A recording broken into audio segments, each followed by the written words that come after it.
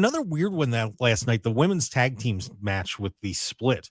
And by the way, Jeremy, we Oh, missed out because on our favorite little site, betonline.ag, Raquel and Liv were a plus 1,000 to win Oh that yeah. match last night. We could have made a mint on that one, but it was just kind of weird that came out of nowhere. What'd you think of that? I loved it. I do think it was hilarious that Shayna Baszler did a bunch of media after winning the titles like 2 weeks ago, of like, there's not enough tag teams in this division. We want more people together and really establishing this division, so we don't have like 4 weeks of work and then we've cleaned out the division. And then like first opportunity she gets, she just splits with Ronda, turns on her. It's like, well, now you have one less tag team in the division, Shayna. So you've left the new champions Raquel and Liv with one less tag team to feud with. I liked it though. I thought it didn't make sense. Maybe not, but like, did it garner the reaction that they were looking for? Absolutely. And I think a Shayna and Ronda feud, which they've wanted to work together and they wanted to do the tag team thing. I think they wanted to do a singles match at some point down the line. Maybe this was a little early for it, but this is decided when they decided to go with it.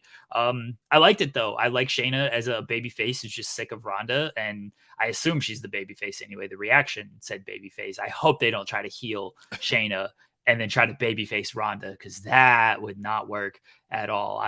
Yeah, they got to babyface Shayna on this, but I liked it, and the SummerSlam match should be good. I don't know how much like longer Ronda is for this, and maybe that's why the turn was now, because I don't know if Ronda's going all the way to like WrestleMania 40.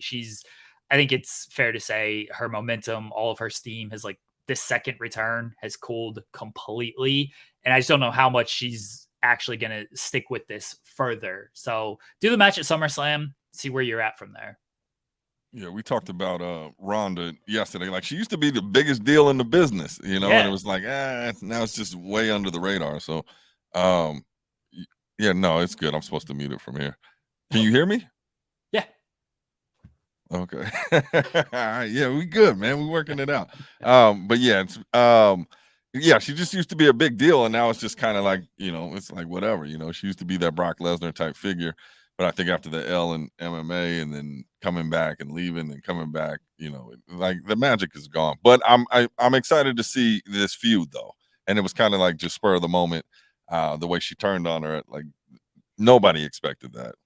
No, not at all. And like sometimes when those quick turns happen, like they can either be really good or be like, wait a second, this wasn't built up at all. We weren't expecting this at all. You can't do it so often. That's where WCW got trouble. It's like, hey, let's just turn everybody every single week. And it's like, oh, well, this makes no sense at this point. So they haven't really done like a kind of heel on heel turn like this in a while, at least not to my recollection that I can fully get. My memory's bad. But it doesn't feel like we've had something like this in a little while. So this worked. And like, if you're just going to gauge it off of audience reaction, which I think is how a lot of things should be gauged, this worked.